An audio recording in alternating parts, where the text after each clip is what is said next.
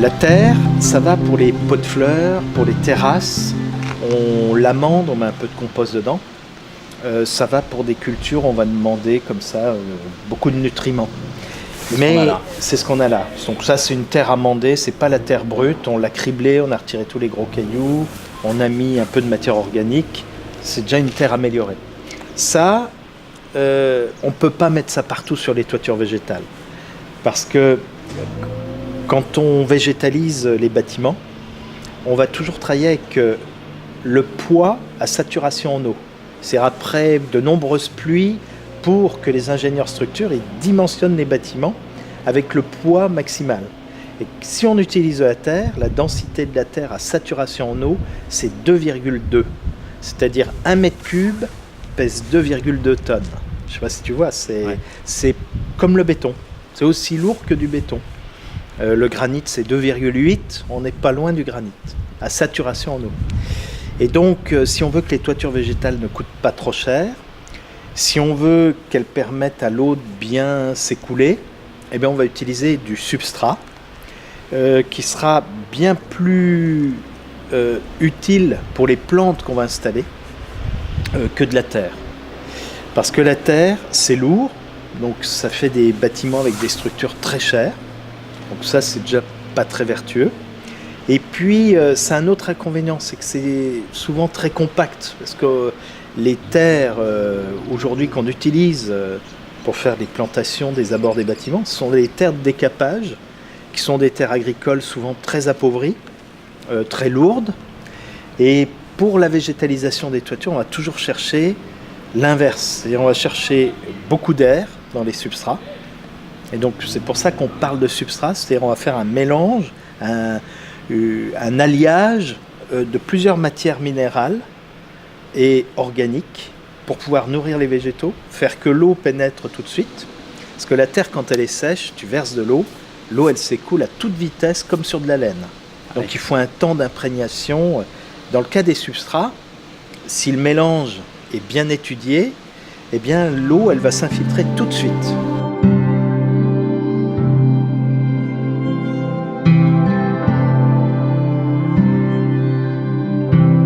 Intégrer des billes d'argile si on veut vraiment alléger beaucoup.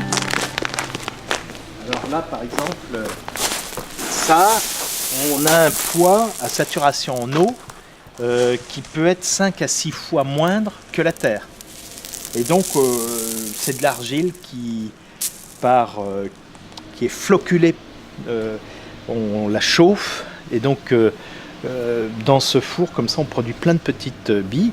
Et les billes d'argile, c'est merveilleux parce que si on installe une vie bactérienne, c'est de la terre qui redevient fertile et donc que les plantes peuvent consommer petit à petit, lentement. Et donc on va voir, on utilise aussi, on recycle tous les déchets de terre cuite chez Ecovégétal parce que les tuiles, les briques, on fait des analyses pour être sûr qu'il n'y a pas de métaux lourds dedans. Et donc les tuiles, les briques, c'est de l'argile. Si on met de la vie bactérienne, eh bien, ce minéral devient utilisable. Les plantes peuvent manger ces nutriments parce que les bactéries les ont transformés. On utilise aussi de la lave. La lave, tu sais, la roche volcanique. On appelle ça la pouzzolane. Et les roches volcaniques, elles sont intéressantes parce qu'elles sont légères et elles ont... Autre chose de très intéressant, c'est qu'elles sont très poreuses. Et donc l'eau qu'elles vont retenir elles ne retiennent pas énormément d'eau par rapport à, par exemple, de la tourbe, mais la disponibilité en eau est libre pour les végétaux, c'est-à-dire que la capacité de succion des racines va permettre d'aller chercher quasiment toute l'eau qu'il y a de retenue dans la lave.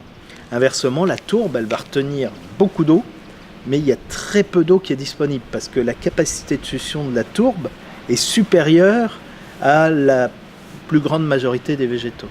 Donc l'argile pour bien manger, la pouzzolane pour bien boire. Voilà, et puis on va rajouter du compost, on va rajouter des terres cuites. Nous, on rajoute des terres cuites parce que ça a la vertu d'avoir du matériau disponible partout, sur tous les sites, partout. Et on peut végétaliser en Belgique comme on le fait en ce moment, au Luxembourg, et on peut trouver très facilement des sites où on va recycler. Et on assemble tous ces minéraux, toutes ces matières organiques, de manière à ce que les végétaux puissent se développer, pas trop vite, puissent profiter de la rétention d'eau pour traverser les sécheresses, et puissent également avoir les pieds au sec, parce que ce sont souvent des plantes qui aiment des conditions pas trop humides, pas trop lourdes.